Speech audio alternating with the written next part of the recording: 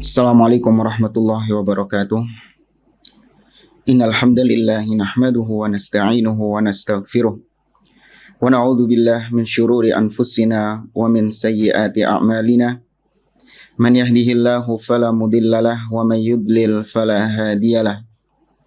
Wa asyhadu an la ilaha illallah wahdahu la syarikalah wa asyhadu anna Muhammadan abduhu wa rasuluh.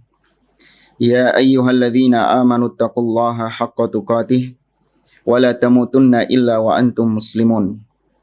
Ya ayyuhan nasu taqu rabbakumul ladzi khalaqakum min nafsin wahidah wa khalaqa minha zawjaha wa batha minhuma rijalan katsiran wa nisaa'a wattaqullaha alladzi tasaaluna bihi wal arham innallaha kana 'alaikum raqibah.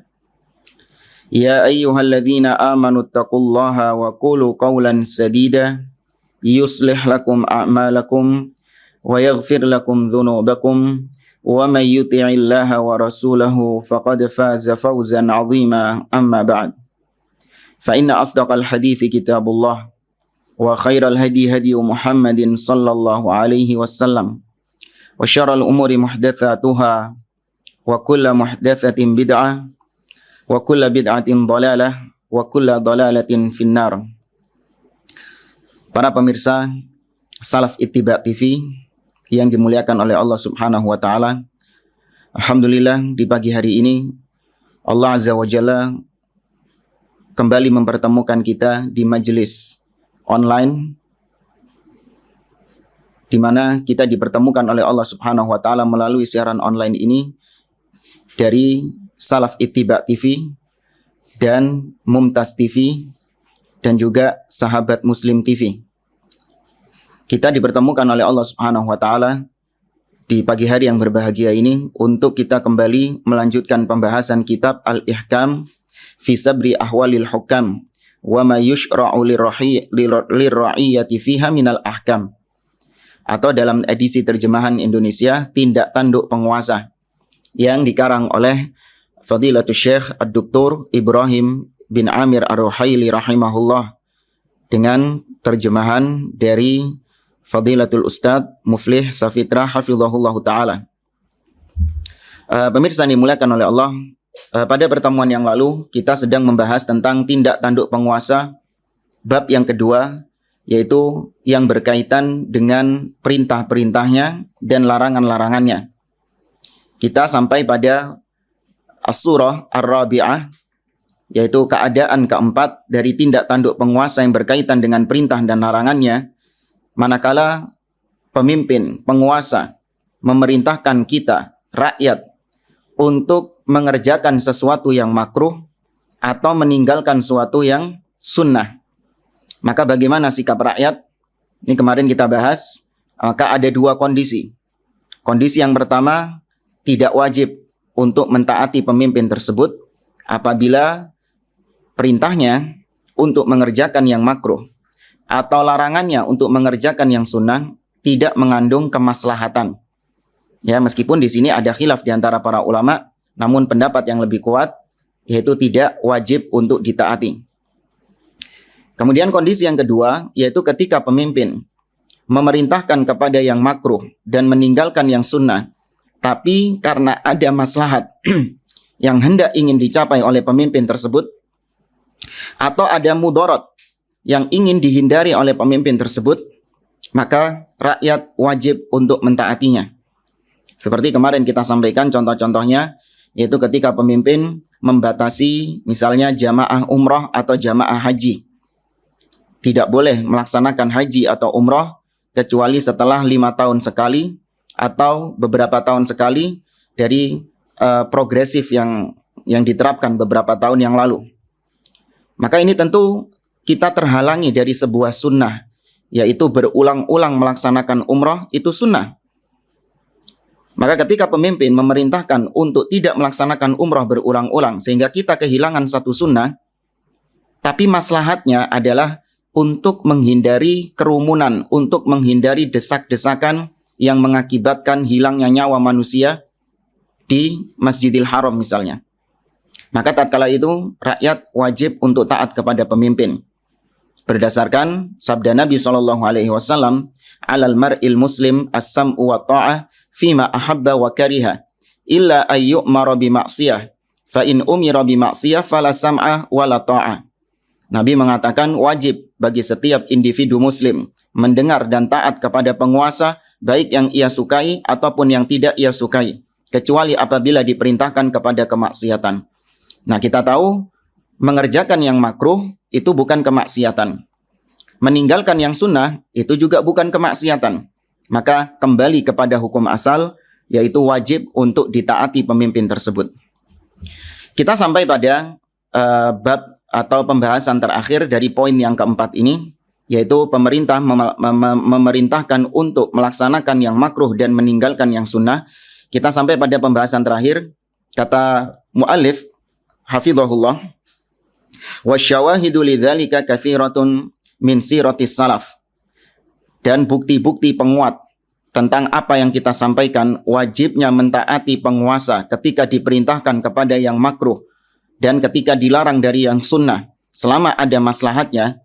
Di antara penguat-penguatnya sangat banyak dari potret sejarah para salaf, ya, para pendahulu kita yang soleh. Beliau menyebutkan beberapa contohnya.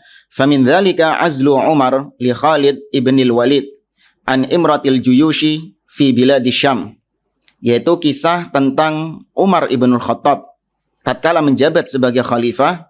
Beliau pernah mencopot Khalid ibnul Walid sebagai jabatannya, dari jabatannya sebagai panglima perang di negeri Syam.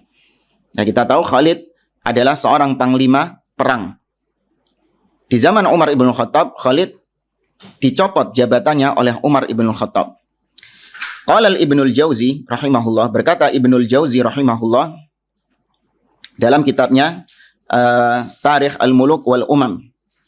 Kata beliau, "Thumma kataba Umar ilal amsar, inni lam a'zil Khalidan an sukhtah wala an khiyanah, walakinna an-nas qad futinu bih, fa khiftu ayyukalu ilaihi, fa ahbabtu ay ya'lamu anna Allah azza wa jal huwa as-sani'."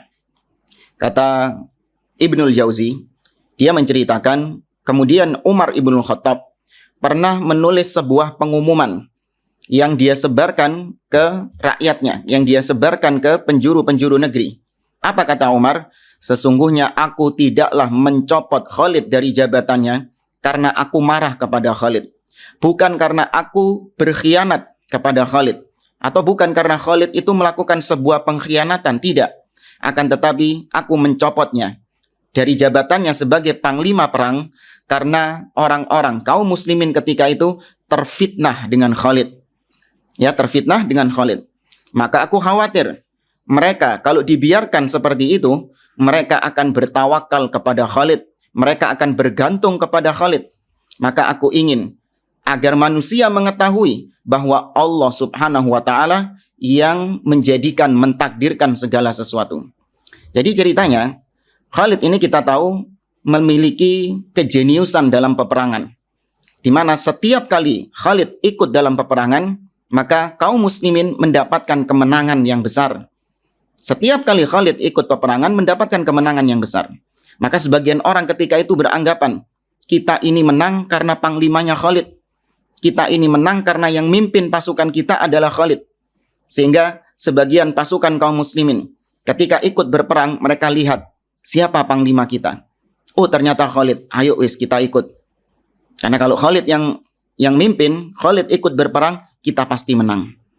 Nah, ini lupa tentang akidah bahwa Allah Subhanahu wa taala yang memenangkan, Allah Subhanahu wa taala yang menjadikan kaum muslimin itu menang berjaya. Khalid hanya sekedar sebab. Sedangkan yang menyebabkan itu Allah Subhanahu wa taala.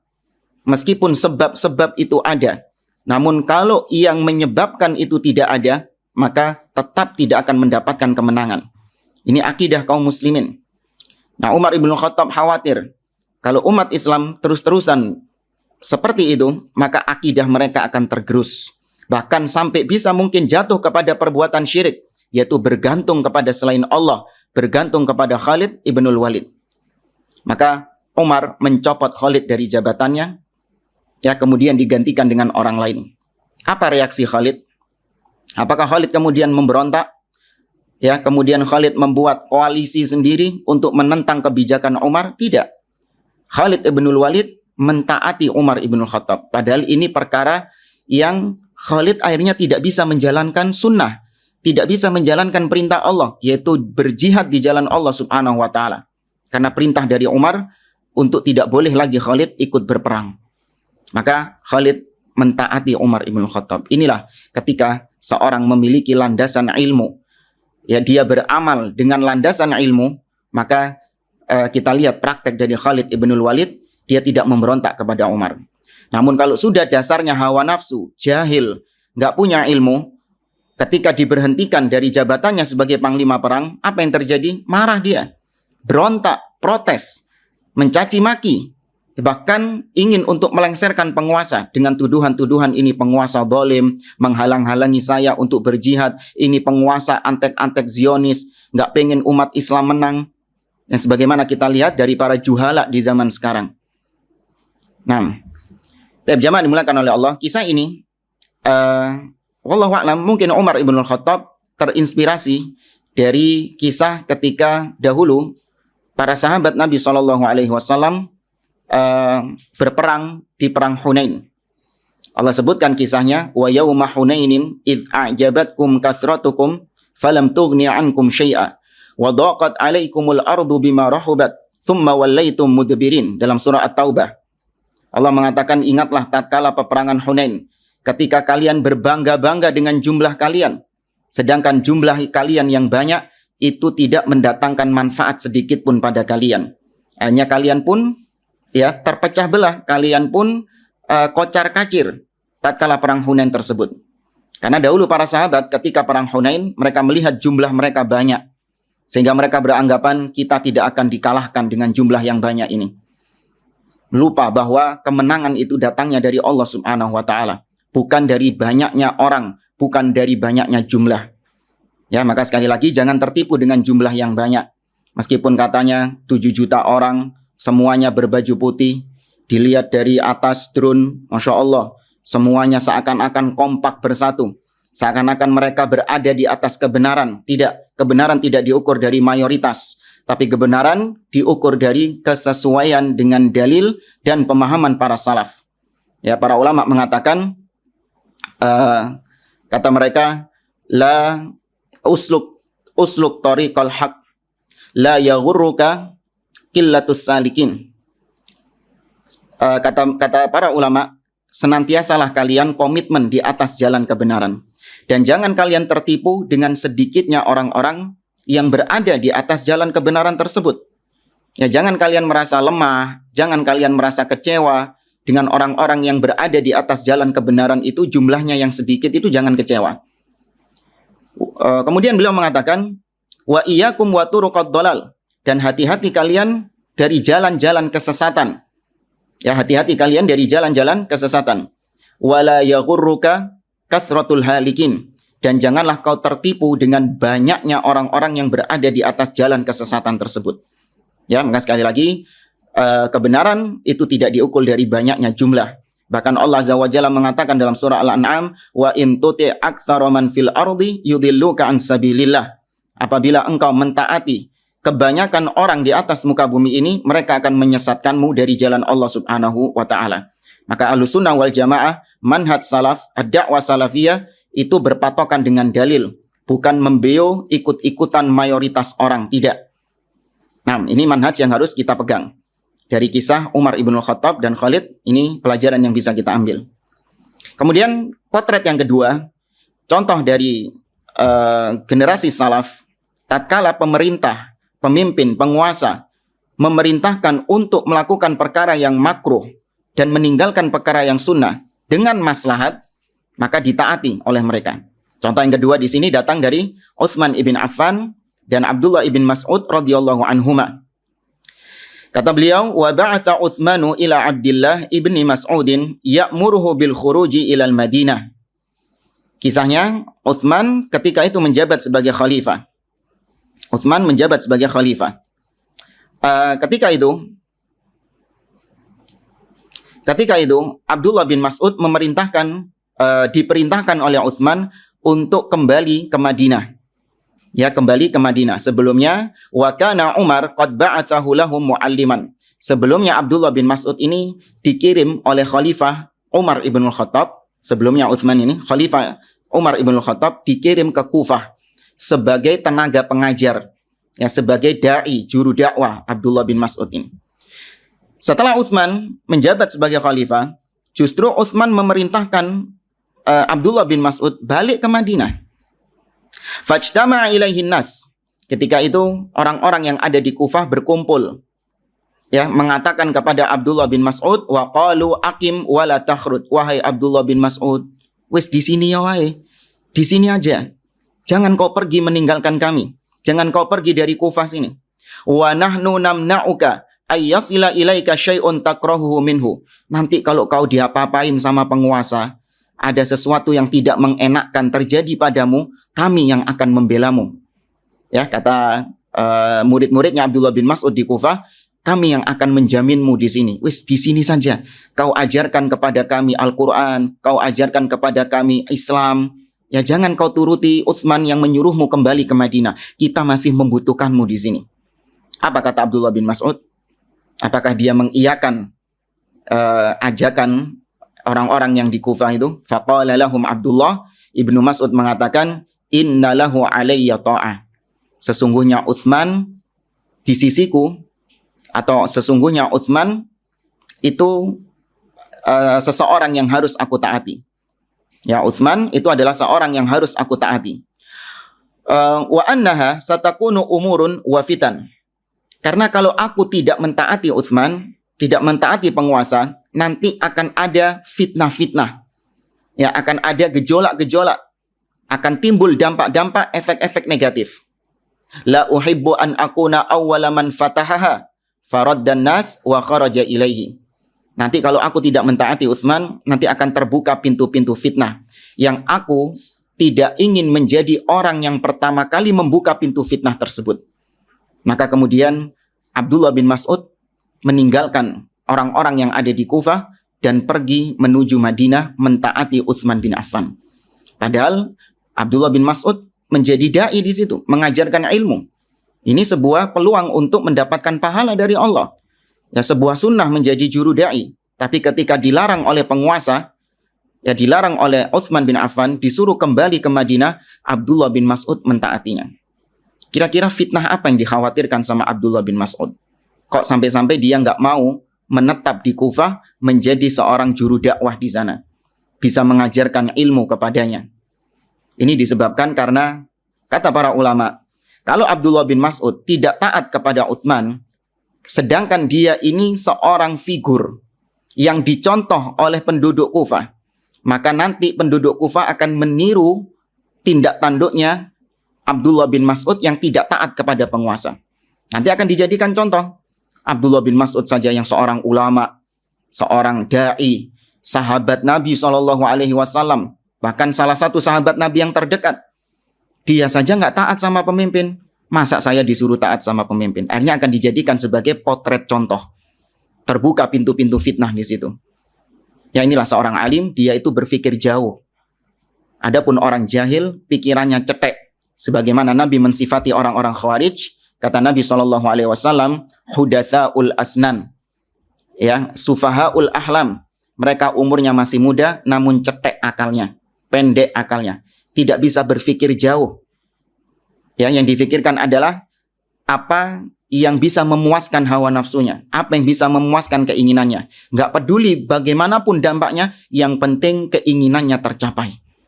Ini bedanya alim dengan jahil.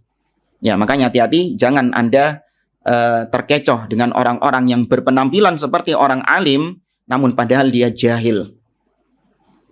Tapi akhirnya Abdullah bin Mas'ud pergi meninggalkan Kufah dan menuju Madinah. Wal jihadu wa ta'limun nasi min afdalil a'mal.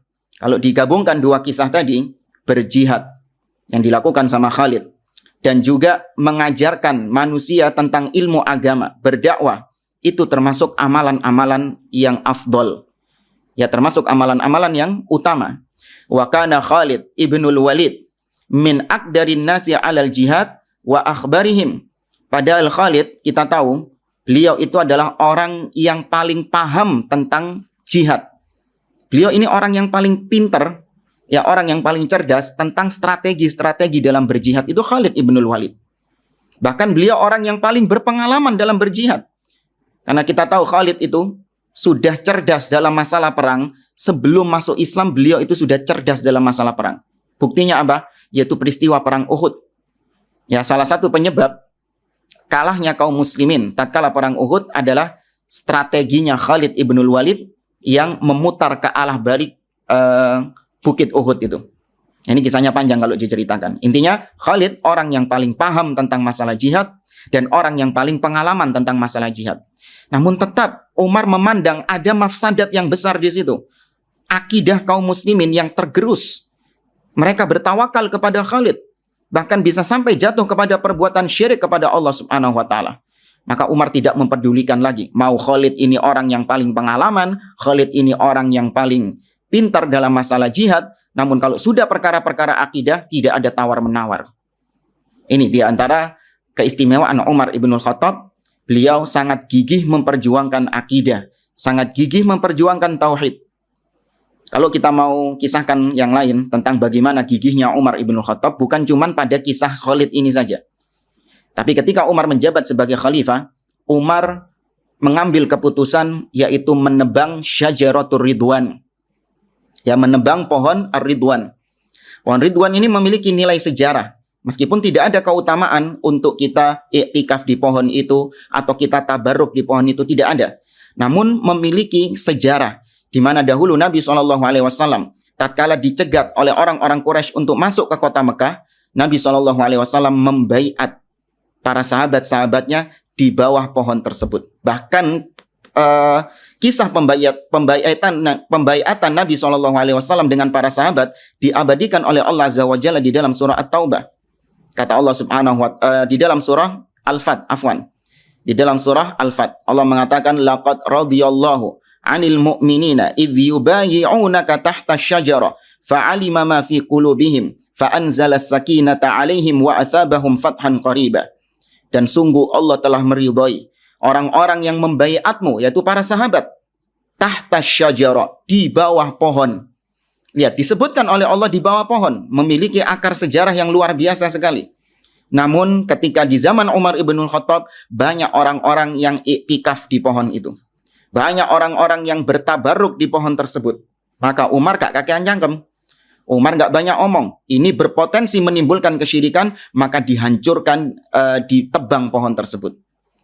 Ya, maka kalau ada orang-orang sekarang yang menuduh pemerintah Saudi suka menghancurkan situs-situs peninggalan Nabi, menghancurkan rumah Nabi, menghancurkan rumah Khadijah, menghancurkan ini, menghancurkan itu, maka itu sudah keputusan yang tepat, pas. Andai kata tidak dihancurkan, maka pasti menjadi sarang kesyirikan orang-orang sekarang. Jangankan rumah Nabi SAW yang asli. Ya, ada rumah Nabi yang sekarang, sampai sekarang masih berdiri. Itu hanya sekedar anggapan sebagian orang. Tidak ada dalil kalau itu benar-benar rumahnya Nabi SAW. Antum kalau pernah pergi ke Haram, ke Makkah, di dekat Masjidil Haram ada sebuah bangunan yang sekarang menjadi perpustakaan. Maktabah Makkah Al-Mukarramah. Orang-orang meyakini bahwa itu dulu rumahnya Nabi atau tempat lahirnya Nabi SAW. Sekali lagi tidak ada dalil kalau itu benar-benar tempat lahirnya Nabi SAW. Tapi apa yang terjadi? Banyak orang-orang yang berduyun-duyun datang ke sana. Dan itu kita saksikan dengan mata kepala sendiri. Mereka datang ke sana, kemudian mereka berdoa di sana. Ada yang mengusap-ngusap temboknya. Ada yang mengambil tetesan air dari talangnya situ, padahal airnya AC di situ. Diambil sama mereka, kemudian diminum, dianggap sebagai sesuatu yang berkah. Ini kesyirikan kepada Allah Azza wa Jalla. Ya, sekali lagi, keputusan Umar ibn Khattab untuk menjaga akidah itu lebih tepat daripada cuma sekedar menjaga situs-situs sejarah yang berpotensi melahirkan kesyirikan kepada Allah Azza wa Jalla. Ya. Kemudian lanjut kata beliau, waqad wasafahu Rasulullah sallallahu alaihi wasallam bi annahu sayfun min suyufillah. Bahkan Khalid ini bukan hanya memiliki kecerdasan dalam berperang, bukan hanya memiliki pengalaman dalam berperang, bahkan Nabi SAW sendiri dengan tegas menjuluki Khalid sebagai salah satu pedang dari pedang-pedangnya Allah Subhanahu wa taala. Ya, karena dari itu Khalid itu tidak mati di medan perang. Namun Khalid mati normal. Ya, tidak gugur, tidak syahid di medan peperangan. Alasannya apa? Karena Khalid ini pedangnya Allah Subhanahu wa taala. Dan kalau Khalid mati di medan peperangan, berarti pedangnya Allah dikalahkan oleh orang-orang kafir. Ya, karena Khalid itu tidak pernah kalah di medan peperangan karena beliau adalah pedangnya Allah Subhanahu wa taala dan tidak ada yang bisa mengalahkan Allah Azza wa Jalla. Wa kana Ibnu Mas'ud min kibari fuqaha'is sahabah. Sedangkan Abdullah bin Mas'ud tadi yang disuruh pulang dari Kufah menuju ke Madinah, meninggalkan pekerjaannya, meninggalkan perbuatannya, amalannya sebagai juru dakwah. Beliau ini, Abdullah bin Mas'ud, termasuk di antara ulamanya para sahabat. Ya, termasuk di antara pembesar ulamanya para sahabat. Wa qad qala fihi an-nabiy sallallahu alaihi wasallam. Bahkan Nabi SAW bin Mas'ud atau tentang Abdullah bin Mas'ud, tamassaku bi ahdi ibni ummi abd. Kata Nabi SAW, kalian berpegang teguhlah dengan wasiat-wasiatnya ibnu ummi abd. Ibnu ummi abd ini maksudnya adalah Abdullah bin Mas'ud radhiyallahu anhu. Nabi menyuruh para sahabat yang lain untuk berpegang dengan petuah-petuahnya Abdullah bin Mas'ud. Kemudian dalam riwayat yang lain, waqala sallallahu alaihi wasallam, khudul qur'ana min arba'ah. Nabi merekomendasikan beberapa nama-nama para sahabat untuk diambil darinya ilmu-ilmu Al-Qur'an. Entah itu tafsir atau qiraah. Ya, salah satu sahabat yang direkomendasikan dalam mengambil Al-Qur'an adalah min ibni ummi abd. Fabada abi. Yang pertama kali disebutkan adalah Ibnu Ummi Abd, yaitu Abdullah bin Mas'ud radhiyallahu anhu. Namun meskipun demikian, tatkala Utsman memerintahkan, ketika itu menjabat sebagai khalifah, memerintahkan Abdullah bin Mas'ud untuk pulang ke Madinah, Abdullah bin Mas'ud mentaatinya. Ya, ini sikap para salaf. Wa ma'a hadza azala Umar Khalidan an imratil jihad ma'a 'azimi atharihi wa ma jara 'ala yadayhi minal futuh. Meskipun demikian, dari berbagai macam keistimewaan yang dimiliki oleh Khalid, Umar tetap mencopotnya dari jabatannya sebagai panglima jihad. Padahal pengaruh Khalid dalam memenangkan peperangan, dalam ekspansi kaum muslimin, itu sangat terlihat jelas bagaimana jasa-jasa Khalid terhadap peperangan kaum muslimin. Wa amara Utsman bi qudumi Abdullah ibni Mas'ud lil Madinah ma'a qiyamihi bi iqra'in nasi wa ta'limihim fil Kufah wa intifa'in nasi bihi naf'an 'aziman hatta talaba minhu ahlul Kufah alla yakhruja minha wa wa'aduhu bil himayah fa aba dzalika wastajaba li amril khalifah mubayyinan lahum anna hadha mimma yadkhulu fi ta'ah lil khalifah. Demikian juga Utsman bin Affan tatkala memerintahkan Abdullah bin Mas'ud untuk datang ke Madinah. Padahal di Kufah, Abdullah bin Mas'ud ini luar biasa amalannya. Dia membacakan Al-Quran, mengajarkan Al-Quran kepada penduduk Kufah. Dia mengajarkan Islam kepada penduduk Kufah. Sangat bermanfaat bagi penduduk Kufah ini. Bukan sangat lagi, besar manfaatnya terhadap penduduk Kufah. Dari mana kita tahu Abdullah bin Mas'ud ini sangat besar manfaatnya bagi penduduk Kufah? Kita lihat tadi kisahnya. Mereka sampai merengek-rengek, ngemis kepada Abdullah bin Mas'ud untuk tetap tinggal di situ. Bahkan mereka rela membela Abdullah bin Mas'ud, memenuhi kebutuhan Abdullah bin Mas'ud. Dijaga betul hak-haknya Abdullah bin Mas'ud. Namun tetap Abdullah bin Mas'ud tidak menuruti mereka. Tapi Abdullah bin Mas'ud lebih taat kepada khalifah ketika itu. Ini di sini seakan-akan Abdullah bin Mas'ud mengisyaratkan kepada mereka, memberikan penjelasan kepada mereka bahwa sikapku ini termasuk bentuk ketaatanku kepada pemimpin yang itu merupakan ilmu yang aku miliki dari Al-Quran. Aku mengajarkan Al-Quran kepada kalian. Nah, salah satu pelajaran dalam Al-Quran yang aku miliki ilmunya adalah as-sam'u wa ta'ah. Ya ayyuhalladzina amanu ati'ullaha wa ati'ur rasul wa ulil amri minkum. Maka Abdullah bin Mas'ud bukan cuma sekedar mengajarkan, tapi mempraktekkan Al-Quran itu sendiri. Beda dengan orang-orang di zaman sekarang. Masya Allah, mengajarkan Al-Quran, ya, membawakan ayat-ayat Al-Quran, namun nol dari praktek terhadap Al-Quran itu sendiri dalam dirinya.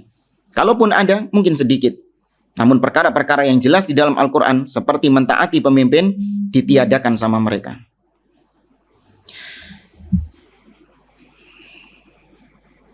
Dan lanjut lagi kata beliau, wa minal amthila lidzalika itmamu Abdullah ibn Mas'ud as-salata fi Mina khalfa Uthmana ma'a karahiyatihi lidzalik.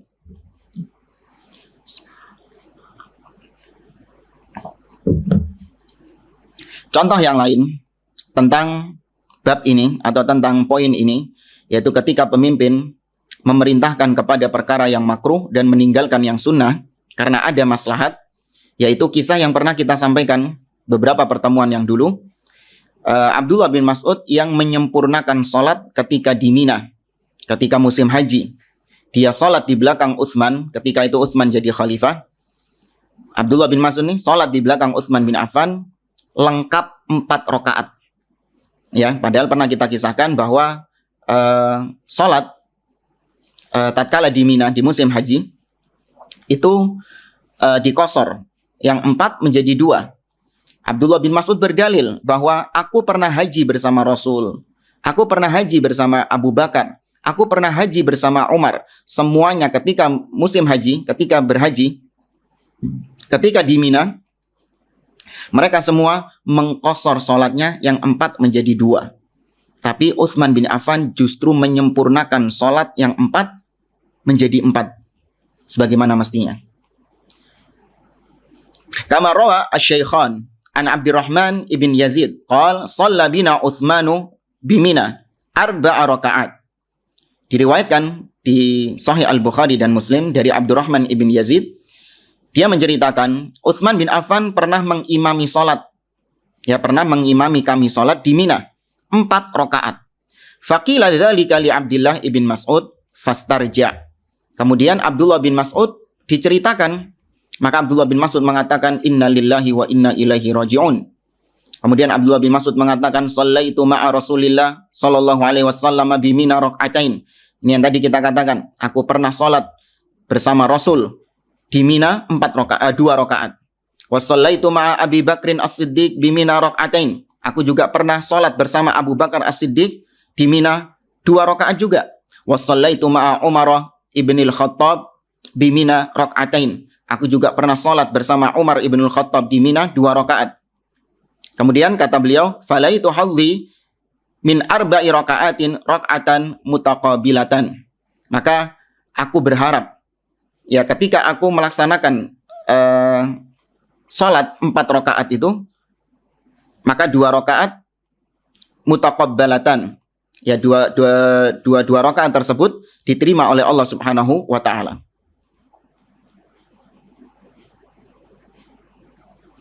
Nah, kemudian kata beliau dalam riwayat yang lain dari Abu Dawud, Ana Abdullah shalla arba'an.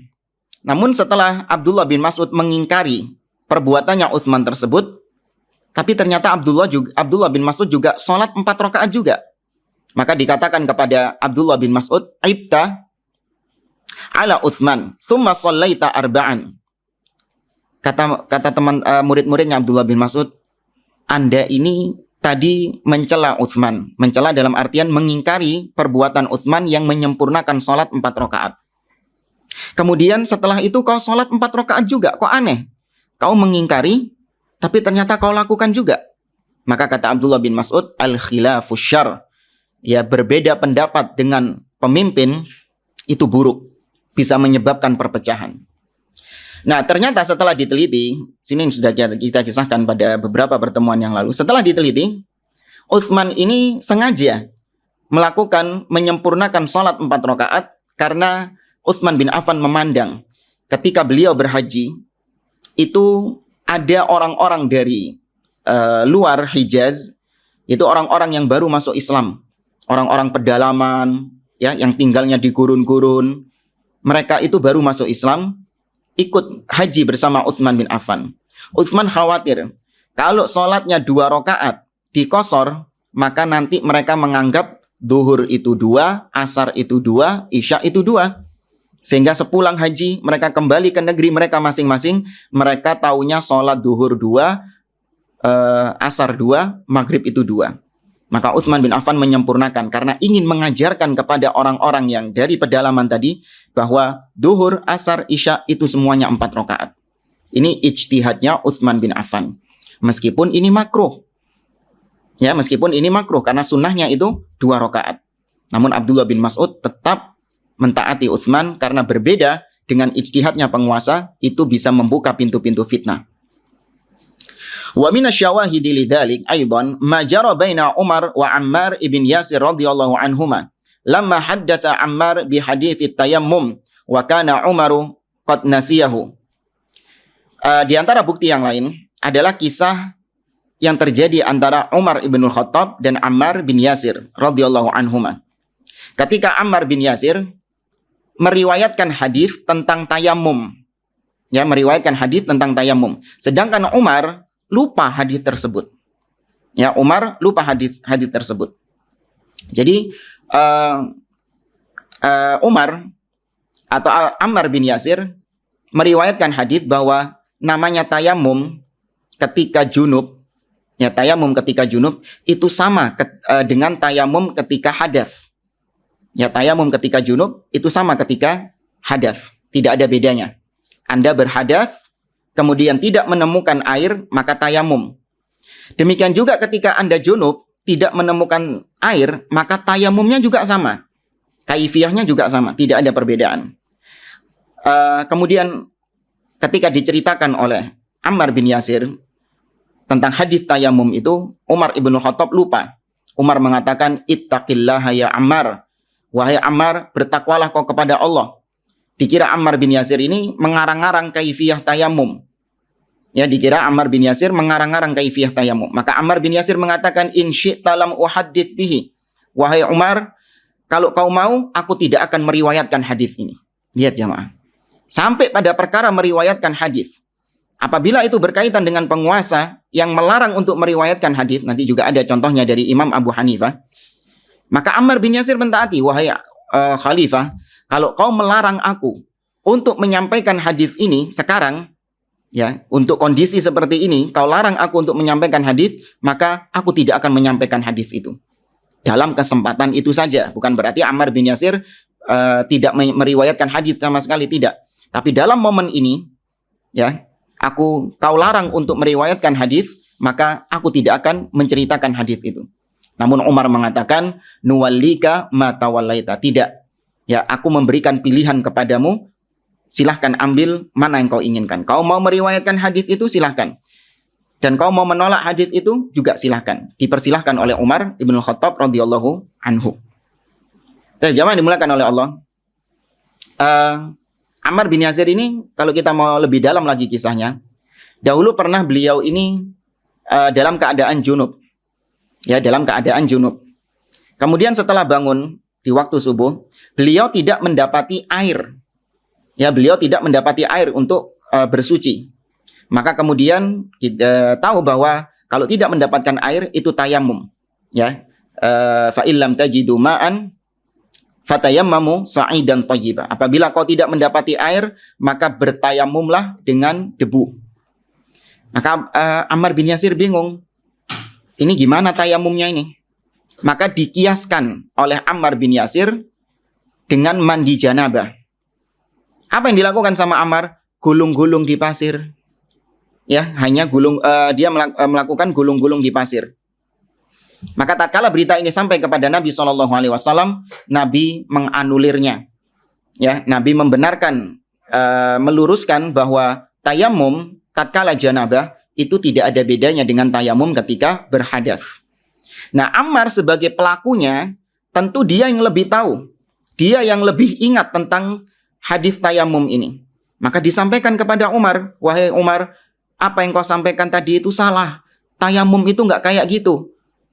Ya, tayamum dalam janabah itu tidak seperti itu. Tapi tayamum dalam janabah ketika junub sama, tidak ada bedanya dengan tayamum ketika hadas. Maka Umar kemudian mengatakan kepada Abdullah bin Ammar bin Yasir, "Ittaqillah ya Ammar, bertakwalah kau wahai Ammar." Maka Ammar bin Yasir akhirnya mengatakan, "Kalau kau mau aku tidak menyampaikan hadis ini, aku tidak akan sampaikan." Ya. Lihat di sini kata beliau,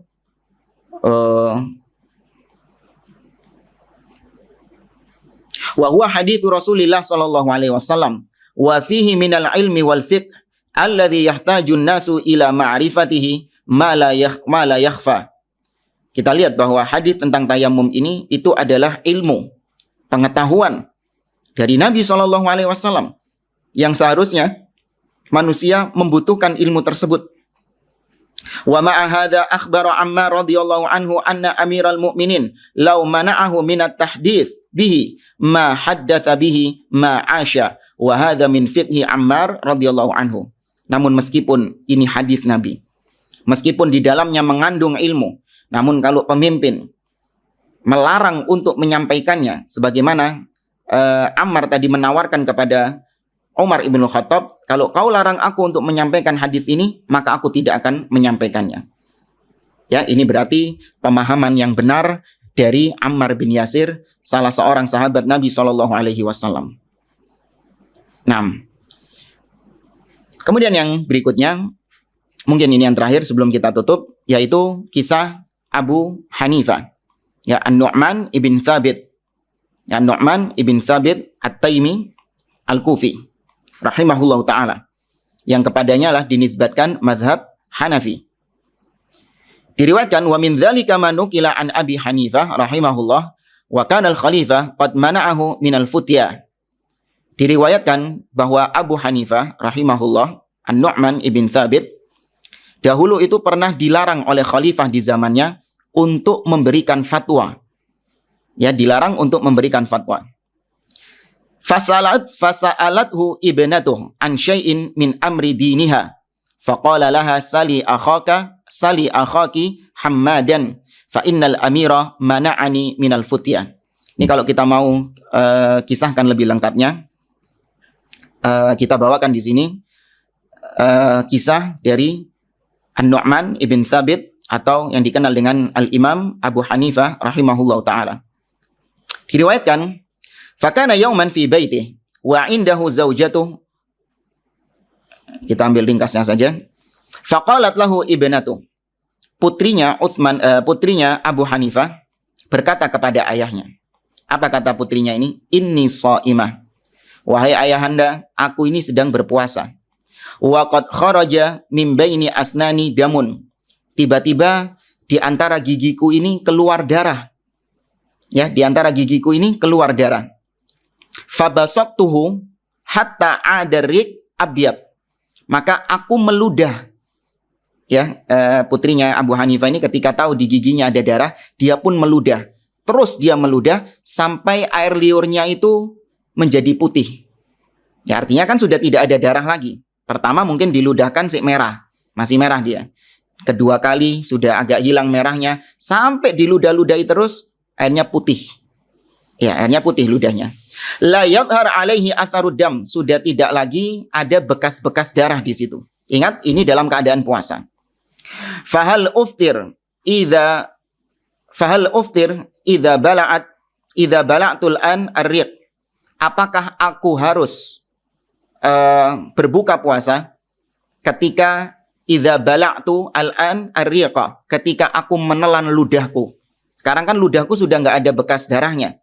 Ketika aku menelan ludahku sendiri, apakah aku berbuka puasa? Artinya apakah aku batal puasanya? Lihat jawaban dari Imam Abu Hanifah. Ini di rumah ya jamaah ya. Ini lagi di rumah, bukan berfatwa di masjid, tidak. Ini lagi di rumah dengan putrinya sendiri. Yang tidak ada yang tahu perkara. Seandainya Imam Abu Hanifah menjawab pertanyaan putrinya itu, tidak ada yang tahu. Pemimpin ketika itu tidak tahu. Yang tahu hanya Allah subhanahu wa ta'ala. Tapi lihat bagaimana seorang ketika benar-benar faqih, memiliki ilmu, benar-benar ulama yang berkompeten, yang berkelas. Lihat jawaban beliau. Beliau mengatakan, sali akhaki Hammadan fa innal amira mana'ani minal futya. Kau tanya kepada saudaramu, yaitu Hammad. Kau tanya saja sama dia, minta fatwa sama dia. Karena sesungguhnya aku, ayahmu ini sekarang sedang dilarang oleh pemimpin untuk berfatwa. Allahu Akbar. Ya. Dan hal ini ketika Syekh Ibnu Utsaimin rahimahullah ta'ala ketika membawakan kisah ini, beliau mengatakan, wallahi law mana'ani al-amir al-an ya minal ifta laqa'attu fi baiti.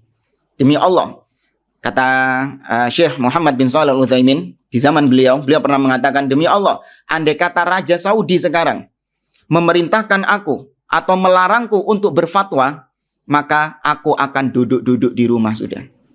Iya, aku akan duduk-duduk di rumah. Ini namanya ulama. Coba kalau juhala di zaman sekarang, dilarang untuk berfatwa, ya dilarang untuk memberikan kajian, memberikan ceramah misalnya, apa yang dia lakukan sama dia?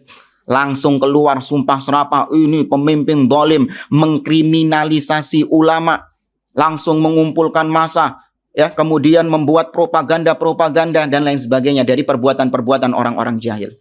Di sini antum bisa melihat perbedaan mana yang benar-benar ulama dan mana yang juhala. Ya, yang juhala tadi perbuatannya ketika dicegah, dilarang oleh pemimpin untuk berfatwa atau dengan cara dipenjara dia, nggak bisa lagi dia memberikan ceramah-ceramah, nggak bisa lagi memberikan kajian-kajian. Apa yang dilakukan sama pendukung-pendukungnya? Langsung sewa toa, langsung memenuhi jalan-jalan, teriak kriminalisasi ulama. Enggak, kalian yang mengulamakan para kriminal. Ya, itu memang para kriminal, bukan para ulama. Kalau ulama itu lihat sekelas Imam Abu Hanifah rahimahullah, dilarang oleh penguasa untuk berfatwa, maka dia tidak berfatwa lagi. Maka dengan itu saya teruskan juga, ya, apabila saya, Umar Baladraf, dilarang oleh penguasa untuk memberikan kajian, untuk memberikan ceramah, maka saya juga duduk di rumah, tidak akan tampil online seperti ini, dan tidak akan ngisi pengajian di masjid-masjid. Ya, karena ini adalah akidah yang benar, ini adalah manhaj yang benar, yang dipraktekkan sendiri oleh para salaf kita terdahulu. Hadza wallahu a'lam bishawab. Ini yang bisa kita sampaikan. Insyaallah pada pertemuan berikutnya kita masuk ke kondisi yang kelima dari tindak tanduk penguasa, yaitu ketika penguasa memerintahkan atau memerintahkan untuk melakukan satu perbuatan atau meninggalkan satu perbuatan, tapi yang berkaitan dengan permasalahan-permasalahan ijtihadiyah. Ya, apa itu permasalahan ijtihadiyah? Nah, ini insyaallah kita bahas pada pertemuan yang akan datang. Wallahu ta'ala a'lam. Kita masuk sesi berikutnya. Barangkali ada pertanyaan-pertanyaan. Tafadhol.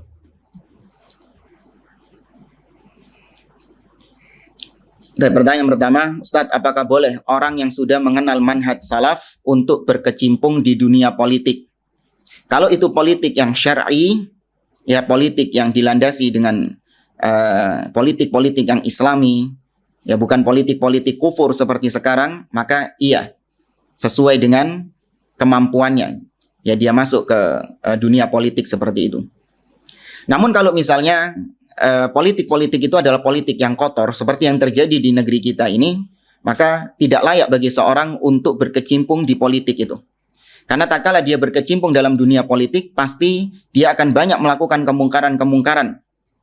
Ya, dia akan memanipulasi dakwah yang selama ini, manhaj yang selama ini dia kenal. Manhajnya mulai lembek, yang syirik tidak lagi berani dia lantang mengatakan itu syirik, karena ingin meraup suara yang banyak. Yang bid'ah, tidak berani lagi dia lantang mengatakan itu bid'ah, karena khawatir nanti tidak mendapatkan suara ketika ada pilkada dan lain sebagainya. Ya, maka nggak boleh bagi seorang yang mengenal manhaj ini berkecimpung di dunia politik yang kotor di negeri ini.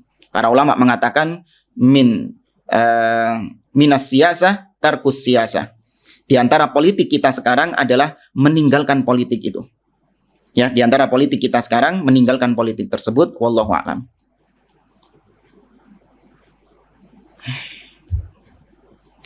Assalamualaikum Ustadz. Lalu bagaimana dengan adanya Ustadz Salaf? Kalau Ustadz Salaf itu berarti sudah dulu. Ya, Ustadz Salafi maksudnya. Iya. Yang menyuruh kita untuk sholat di masjid dengan merapatkan shaf dan tidak menutup muka dengan masker.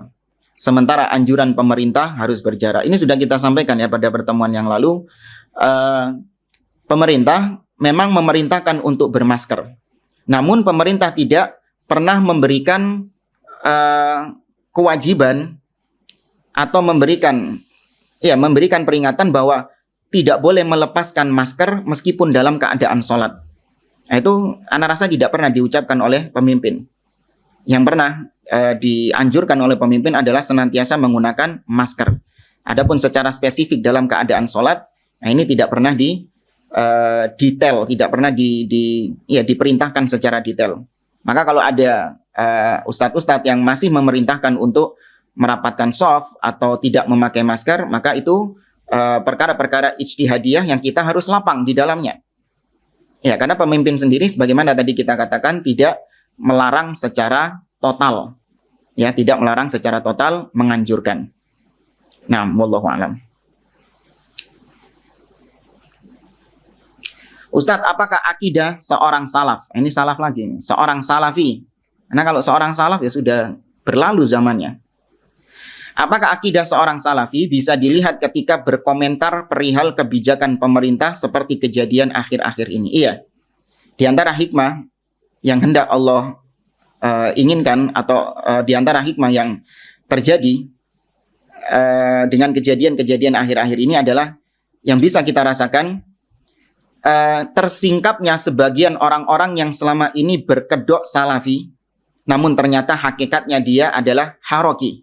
Dia adalah ahlil bid'ah, dia adalah khawarij.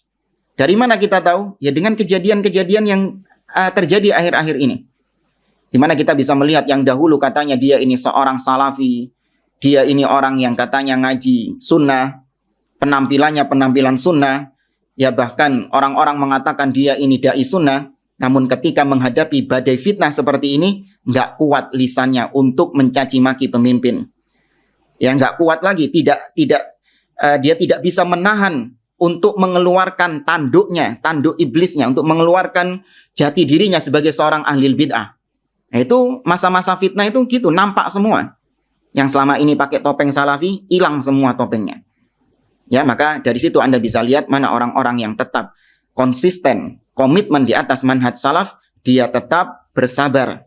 Dia tetap menahan diri, menahan lisan dari mencaci maki penguasa. Ya, maka dari sini kalau antum dapati ada seorang dai salafi yang terang-terangan mencaci maki penguasa di medsos atau di kajian-kajiannya tentang kebijakan-kebijakan yang ada, tinggalkan dai-dai seperti ini. Sudah, tinggalkan, jangan ragu. Ya, dia tidak akan membawa Anda kepada kebaikan, justru ini para provokator-provokator yang mendompleng dakwah salaf. Ya, namun perlu dicatat, bukan berarti yang diam tidak mencaci maki penguasa itu berarti ridho dengan kedoliman penguasa. Tidak. Ya, tidak ridho itu bukan berarti dilampiaskan dengan mencaci maki, jamaah. Ini dua hal yang berbeda, jangan disatukan. Kalau nggak ridho, berarti konsekuensinya harus mencaci maki. Dari mana? Nabi SAW mengatakan, innahu yusta'malu alaikum umara, fata'rifuna wa tunkirun. Faman kariha faqad bari'a. Faman kariha faqad bari'a wa man ankara faqad salima walakin man radiya wa tabi'. Kata Nabi SAW, sesungguhnya akan ada pemimpin-pemimpin yang kalian mengenal pemimpin tersebut namun kalian mengingkari perbuatannya. Maka barang siapa yang membenci perbuatannya, maka dia telah berlepas diri dari kedoliman pemimpin tersebut. Barang siapa yang mengingkari pemimpin itu, maka dia telah selamat. Namun yang binasa adalah yang ridho dengan kedoliman pemimpin itu dan mengikuti kedoliman pemimpin tersebut. Kemudian Nabi ditanya, ya Rasulullah, afala nunabiduhum bisayf? Ya Rasulullah, tidakkah lebih baik pemimpin yang modelnya kayak gitu itu kita lengserkan dengan pedang-pedang kita? Nabi mengatakan, la ma sallau, jangan selama mereka masih salat. Ini manhaj kita. Dan ini Nabi SAW yang mengatakan, bukan kita ngarang-ngarang hadis. Nah, wallahu a'lam. Dan kemudian yang berikutnya, apakah mati akibat demo, mati seperti syahid yang digaungkan oleh segelintir orang dan sebagian dai? Sangit iya jamaah. Nah, sebenarnya orang-orang yang mati di medan-medan demo seperti ini, kalau dikatakan secara individu, maka nggak boleh Anda mengatakan dia ini matinya jahiliyah. Belum kita sebutkan haditsnya ya. Nabi SAW mengatakan, kata Nabi SAW, fa innahu man faraqal jama'ata shibran famata famitatun jahiliyah. Barang siapa yang memisahkan diri dari jamaah, artinya memberontak. Ya, faman kharaja ala sultanin shibron. Barang siapa yang memberontak kepada penguasa sejengkal saja. Nah, termasuk demo ini adalah bentuk-bentuk pemberontakan. Ya, bentuk-bentuk menentang penguasa. Barang siapa yang mati dalam keadaan seperti itu, maka matinya adalah mati jahiliyah. Ini vonis secara umum. Ya, sebagaimana kaidah yang sering kita tekankan, jangan Anda menyamakan ketika kita membahas suatu hukum dengan individu orang yang terkena hukum tersebut. Ini suatu hal yang nggak bisa disatukan. Artinya belum tentu orang yang dia ini tersifati dengan sifat-sifat itu bisa Anda praktekkan hadis tersebut. Seperti misalnya kita lantang mengatakan orang yang nyungsep-nyungsep di kuburan, barang siapa yang mati maka dia ini mati kafir, matinya masuk neraka. Ketika ada kawan Anda yang nyungsep di kuburan beneran, fulan misalnya nyungsep di kuburan beneran, nggak bisa langsung Anda mengatakan kau ini kafir, kau ini pasti di neraka. Nggak bisa. Berbeda antara hukum secara umum dengan hukum secara individu, ini berbeda. Karenanya Imam Muhammad bin Abdul Wahhab pernah mengatakan, kunna la nukaffir alladhi man abada sanam ala qabri Ahmad al-Badawi min ajli jahlihim wa adami man yunabbihuhum. Kami dahulu tidak mengkafirkan individu-individu yang sujud di kuburannya Ahmad al-Badawi. Jelas itu perbuatan syirik, tapi tidak dikafirkan secara individu sama Syekh Muhammad bin Abdul Wahhab. Kenapa? Karena mereka nggak tahu itu syirik. Dan karena tidak adanya orang yang memperingatkan mereka kalau itu perbuatan syirik. Ya, maka sekali lagi bedakan antara hukum secara umum dengan hukum secara khusus. Maka secara umum iya, orang yang mati dalam keadaan demo bukan syahid, namun mati sebagai bangkai jahiliyah. Namun orang perorangannya fulan, alan, si A, dan si B yang mati tatkala dia berdemo, maka nggak bisa langsung Anda vonis dia ini bangkainya jahiliyah. Tidak. Ini hanya sekedar ancaman dari Nabi SAW untuk Anda jangan sampai masuk ke dalam ancaman tersebut, ikut-ikut dalam aksi-aksi seperti itu. Wallahu a'lam. Apakah mengajak demo teman saya untuk menolak kebijakan pemerintah saya mendapatkan dosa jariah? Nemen, iya. Banget itu. Anda mengajak kepada sesuatu yang mungkar. Nabi SAW mengatakan, wa man sanna fil islami sunnatan sayyi'ah falahu wizruha wa wizru man amila biha min ghairi ay yanqusa min auzarihim syai'a. Barang siapa yang memberi contoh kepada keburukan, atau dalam riwayat yang lain, man da'a ila dhalalah. Barang siapa yang mengajak kepada kesesatan, dan demo itu sesat. Demo itu sebuah bentuk kesesatan. Barang siapa yang ngajak-ngajak, ya, maka dia mendapatkan dosanya dia dan dosa orang-orang yang mengikutinya dia tanpa mengurangi dosa mereka sedikit pun. Ya, maka hati-hati.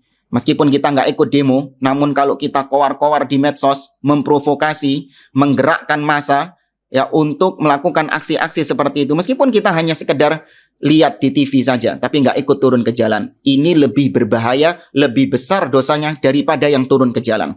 Karena para ulama ketika membahas khawarij itu ada dua jenisnya. Ada khawarij yang megang senjata sama khawarij yang duduk di kursi. Yang disebut dengan al-khawarij al-qa'adah. Khawarij yang duduk di kursi. Mana yang lebih parah? Mana yang lebih besar dosanya? Yang lebih besar khawarij yang duduk di kursi, nggak ikut turun ke jalan. Kenapa? Karena yang turun ke jalan ini tidak akan melakukan aksi-aksi turun ke jalan kecuali yang memprovokasi yang duduk di kursi itu tadi. Maka yang khabith, yang buruk, ya, yang busuk itu adalah yang duduk-duduk di kursi itu. Al-Imam Syekh Muhammad bin Shalih Al-Utsaimin mengatakan, "Fallahallaha fi fahmi manhajis salafis salih fi ta'amuli ma'as sultan." Ya, bertakwalah kepada Allah dalam memahami manhaj para salafus salih dalam bermuamalah kepada para penguasa. Kemudian beliau mengatakan wa alla yattakhidha min akhta'is sultan sabilan li itharatin nas wa ila tanfiril qulub ila anwulatil umur. Kata beliau, jangan engkau menjadikan ketergelinciran pemimpin, kesalahan pemimpin sebagai media untuk memprovokasi manusia, memprovokasi orang-orang, atau untuk membuat orang-orang benci kepada pemimpin-pemimpinnya. Ya, ini yang perlu diperingatkan bagi para provokator-provokator. Hati-hati. mereka yang bermain di balik layar. Yang jadi korban adalah orang-orang yang punya kebaikan-kebaikan mestinya, punya tujuan-tujuan yang baik, punya cita-cita yang luhur, yaitu ingin memperbaiki negeri ini, ya, ingin memperbaiki pemimpin, ingin menasihati pemimpin. Namun ternyata mereka diprovokasi oleh orang-orang yang memang ingin melihat kehancuran negeri ini, ingin memporak-porandakan negeri ini. Mereka nggak ikut turun ke jalan, namun mereka menyaksikan bagaimana aksi-aksi yang selama ini mereka propagandakan. Mereka semua melihatnya dengan tertawa puas. Maka jangan sampai ya negeri ini hancur, negeri ini menjadi negeri yang tidak aman sebagaimana yang terjadi di beberapa negara-negara kaum muslimin. Kita tidak menginginkan hal itu. Kita menyampaikan ini murni karena ini akidah Islam, murni karena ini pemahaman Nabi dan para sahabat-sahabatnya. Bukan kita ini menjilat pemimpin, bukan kita mencari muka di hadapan pemimpin, na'udzubillah. Ya, kita bukan fanatik terhadap pemimpin, bahkan kesalahan pemimpin, kezaliman pemimpin tidak kita bela sama sekali. Kita berlepas diri dari politik-politik mereka. Namun inilah tuntunan agama untuk menjaga untuk menjaga fitnah, meredam gejolak, untuk menahan tertumpahnya darah kaum muslimin. Yang kata Nabi SAW, la zawalud dunya indallahi ahwan min qatli rajulin muslim. Hilangnya dunia ini di sisi Allah lebih ringan daripada tertumpahnya darah seorang muslim, daripada hilangnya nyawa seorang muslim. Satu nyawa seorang muslim itu sangat-sangat dihargai dalam agama kita, sangat dijunjung tinggi dalam agama kita. Naam, hada wallahu a'lam. Ana seorang jurnalis. Kemarin sedang meliput kegiatan demo. Apakah hal tersebut termasuk mendukung dalam realisasi demo, Ustaz? Nah, kalau antum cuma sekedar mewartakan, ya, memberitakan tentang kejadian di jalan A atau di kota A, ya, aksi demonstrasi seperti ini, antum beritakan sesuai real yang terjadi di lapangan. Fasilitas ini dirusak, fasilitas itu dirusak, kemudian fulan meninggal, ya, fulan ada aparat meninggal misalnya. Antum sekedar memberitakan, maka ini nggak ada masalah. Namun kalau di situ ditambahi narasi-narasi, ya, yang semakin membuat panas suasana, yang semakin memprovokasi, maka iya, antum mendapatkan dosa termasuk mendukung hal tersebut. Ya, tapi sebaiknya antum cari perlindungan lah. Di saat-saat terjadinya fitnah seperti itu, seorang seharusnya tidak ikut masuk dalam kubangan-kubangan fitnah. Nah, mohon maaf ya bagi yang belum terjawab karena waktu yang sudah selesai. Insya Allah kita lanjutkan kajian ini pada pertemuan berikutnya. Wallahu a'lam bishawab. Saya akhiri. Subhanakallahumma rabbana wa bihamdik. Asyhadu an la ilaha illa anta astaghfiruka wa atubu ilaik. Wa akhiru da'wana anil hamdulillahi rabbil alamin. Wassalamualaikum warahmatullahi wabarakatuh.